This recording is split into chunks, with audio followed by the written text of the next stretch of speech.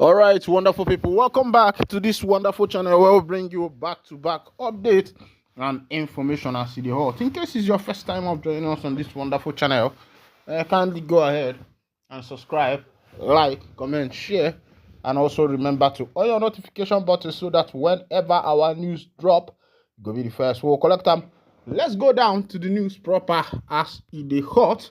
I'm gonna bring you proper information. We say in concern Nnamdi Kanu's release, we be ohanezendigbo 1 of Ndigbo. Okay, karaka. Before I continue, I know that a lot of people who has passed through similar issue with Nnamdi Kanu on this Biafra struggle succumbed. They gave up. Kanu has not been the first person, or was not the first person to go for prison, into the prison because of the Biafra struggle. A lot of people has been there. The founder of Masob and the rest of them who surrendered along the line came out and become billionaires. But Kanu has maintained his stand, and I will say kudos to a good man and a man who stands for the right of everybody. Meanwhile, as CDB, Nnamdi Kanu finally meets Lego team as DSS DG lifts restriction. After much agitation, Director General of the Department of State Service DSS Adeola Ajayi lifted the restriction on Nnamdi Kanu, leader of the Indigenous People of Biafra (IPOB). Kanu's Lego team, led by lead counsel Aloy Ejimako, met with the Biafra agitator at the DSS facility in Abuja.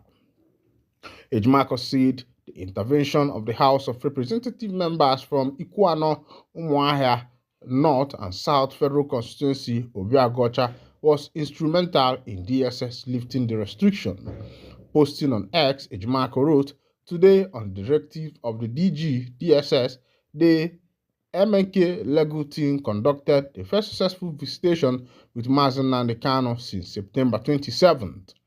Mazi Ndidi Ahurum, who came from the US, was with us. Our Ramrod Lego forays and Honorable Obi Agocha's intervention were crucial to the outcome. DSS had blocked Kanu from having access to his Lego team after he caused an uproar at the Federal High Court in Abuja, where he demanded the recusal of Justice Bintanyaku.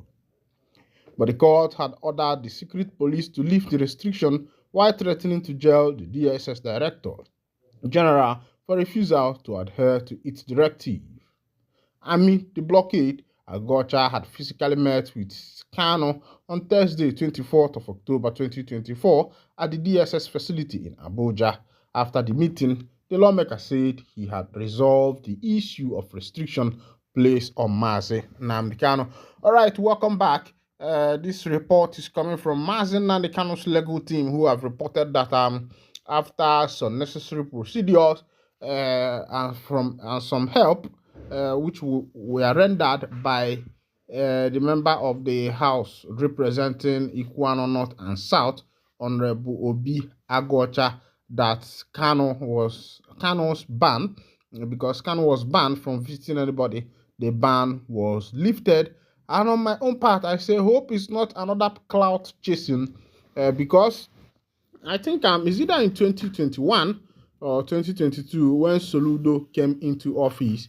Mazi Nnamdi Kanu was his ladder to power, because when Kanu said let there be peace in Anambra State, even with all the uproar and chaos that was there in Anambra State, everywhere was calm, and that election favored Soludo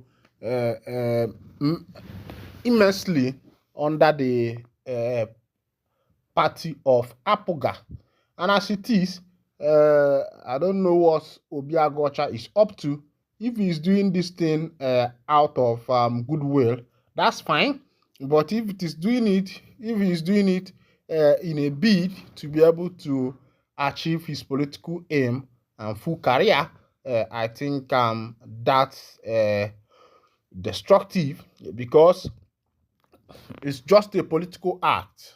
A lot of these politicians has used Nnamdi Kanu to pave their own personal way, and it looks as if Kanu has become their scapegoat or has become their way paver, and many of them, because of this, are making sure that he remains in the DSS detention because they know that if Kanu is there, a lot of people will be protesting, and if they eventually make ally with Kanu, that will be able to that will help in giving them large followers and the rest of them.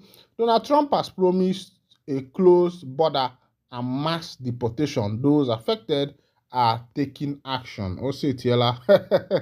The new president of America has promised that he's going to close a lot of borders. Remember that he was closing the border between the Texas border, where so for everybody wey be say they dey for America illegally, na be say your water loop has come because Trump has decided to change the narrative. Na Trunko biko ineme get ebere. As e be, civil organization Serap sues FCT minister Nyesom Wike demand immediate halt to Abuja demolition.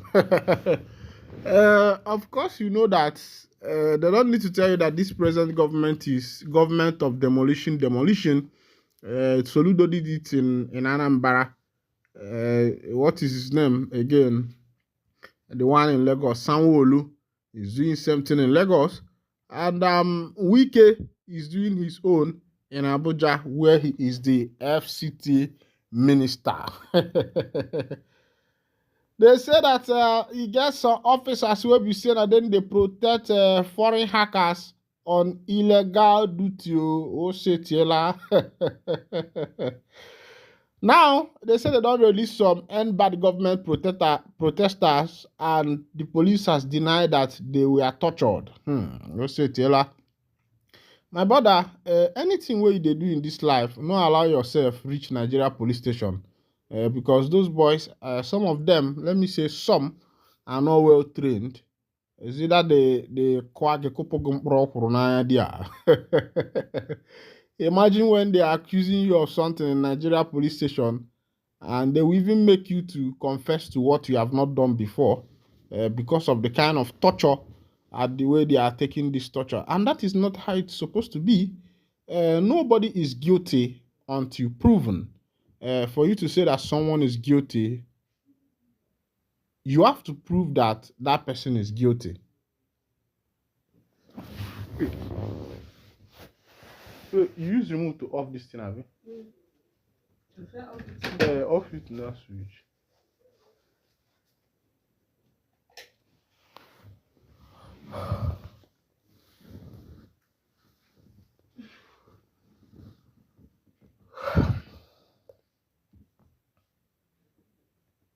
Rise up, they say, person don't go there inside water, soap go to enter in eye, and this one not just be water, na river, soap go to enter in eye. They say they go use their hand, wash their soap, we say they enter their eyes, and that one na proverbs or idiom na they give. But I see they be, the men of the RIG boys, them boys come here and they say, they go leave the Fulani headers come they pursue the BLA them. Now what don't become their portion. I say it no be their fault, because person will don't know who pass them. That person they fit call and fool. He go answer. Meanwhile, I see the troops launch manhunt as Lukarawa intensify killing in Sokoto and Kebbi. Of course, I brought you this information if you have been one of my fans and one of our followers for this channel and on our channel. I've brought this information before about these Lukarawas. They say this one now the new type of terrorism where we say they start now. Sometimes I wonder who they push all these things. But somehow our people say that a river does not go through the forest without bringing down trees. And that is to show there must be some credible, well-informed politicians where we say they are evil hand. They for this thing, they are monkey hand. They say person wey be say they put monkey hand for plate, say make he come out and before he go turn to human being hand. So now in the Igbo say na arugbo afọ obro menala. The politicians have decided to be gaining from insecurity and the blood of their subjects, their populace, people who they are supposed to be protecting. And now, they are now the carnivorous animals that is eating of the people.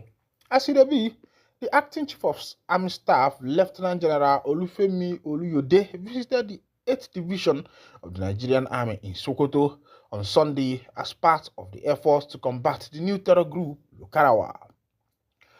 Olukoyede ordered the troops to crush the new terror group, which was reportedly including youths in the state, into the its fold. The defense headquarters had last week identified Lukarawa as a new terror group operating in Kebbi and Sokoto State.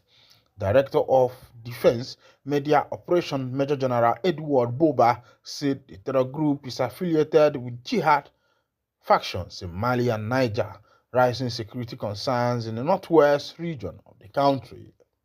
The emergence of the group is linked to the political instability in Mali and Niger, which has fueled the spread of extremist elements into Nigeria. He explained that this group is a direct fallout of the political instability in these neighboring countries, he said.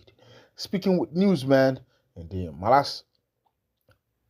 Masalachi community in Tangaza local government area, Oluyode called on the residents of the community to always give accurate and timely information to the troops to help them in the fight against insecurity.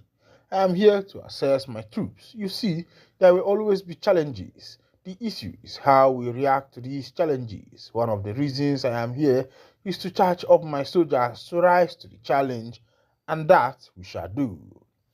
My charge to the community people is for them to support us. If we don't get their support, we can't succeed. If we don't succeed,